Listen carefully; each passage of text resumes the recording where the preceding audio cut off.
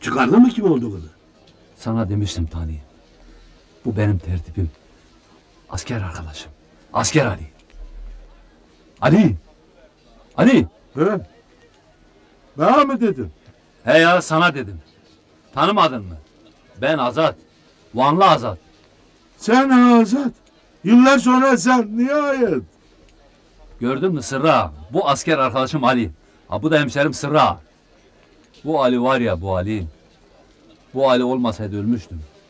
Türkçeyi asker de Ali öğretti bana. Ne dayaklar yedim ben. Seni unutur muyum Ali kardeş? Yapma be uşağım. Sen de bana Kürtçe öğrettin. Sen unutmuştursun. Ama ben unutmadım. Unutmadım. Hala anlarım. İstersen Kürtçe konuşalım. Sen bunları bana ver, siz baş başa kalın. He? Hey gidi Lazınoğlu. Buralar gözüne toz pembe gelmesin. Sürdüğüm araba bile başkasınındı. Nereden bilirdim senin Hasan'ın kardeşin olduğunu? Her şeyin başı sağlık. Sağlık olmayınca para pul bir işe yaramıyor uşağım.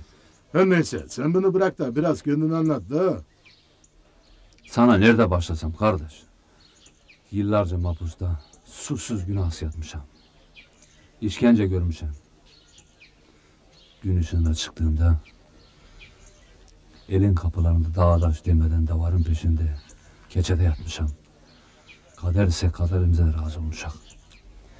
Hele bir daha hastan olursa çilen ağırdır. Köyümüz de boşaltılmıştır. Yayacak davar kalmamıştır. Keçeden de olmuşak. Köyümüz yıkılmıştır. Şehre göçmek zorunda kalmışak. Çok direndik ama ne fayda. Şehirde de başımız ayıkmadı. Birine benzettiler.